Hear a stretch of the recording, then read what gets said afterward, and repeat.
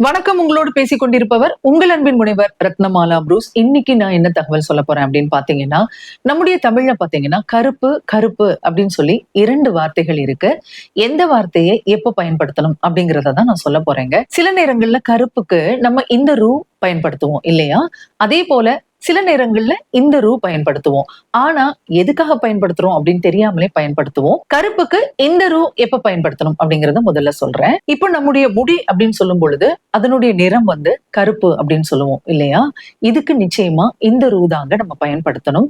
ஏன் அப்படின்னா நிரந்தரமாக இருக்கக்கூடிய எந்த நிறத்திற்கும் நம்ம இந்த தான் பயன்படுத்தணும். இப்போ கூந்தலின் நிறம் கருப்பு அப்படின்னு நம்ம சொல்லுவோம்.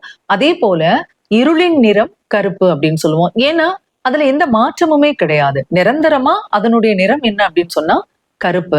அந்த மாதிரியான விஷயத்துக்கெல்லாம் நீங்க இந்த தான் பயன்படுத்தணும். அதே நேரத்துல இன்னொரு இருக்கு பாருங்க. மேகம் கருக்குது அப்படின்னு சொல்லுவாங்கல்ல. பொதுவா பாத்தீங்க அப்படின்னு சொன்னா மேகம் அப்படிங்கறது வெள்ளையா இருக்கும். மழை நேரத்துல என்ன ஆகும்? கருப்பா மாறும் இல்லையா? இயற்கையான நிறமான வெண்மை நிறம் மாறி கருப்பாகுது பாருங்க. அந்த நேரத்துல நம்ம அதாவது இந்த பயன்படுத்தணும். சரிங்களா? இப்போ உங்களுக்கு நல்லா புரிஞ்சிருக்கும். நிரந்தரமான நிறத்துக்கு கருப்பு இத பயன்படுத்தணும். அதே நேரத்துல மாற்றம் அடைகின்ற பொழுது, நிரந்தரமாக இல்லாத பொழுது நம்ம இந்த பயன்படுத்தணும். அவ்வளவுதாங்க. ரொம்ப சிம்பிள். இப்போ உங்க எல்லாருக்குமே புரிஞ்சிருக்கும்னு நினைக்கிறேன். கருப்பு எங்க பயன்படுத்தணும், கருப்பு எங்க பயன்படுத்தணும் அப்படின்னு சொல்லிட்டு. நீங்களும் கருப்பு சம்பந்தமான எடுத்துக்காட்டுகள் உங்களுக்கு தெரியும் அப்படின்னு சொன்னா கமெண்ட் பாக்ஸ்ல கொடுக்கலாம். நிச்சயமா எல்லாருக்கும் பயனுள்ளதா இருக்கும்.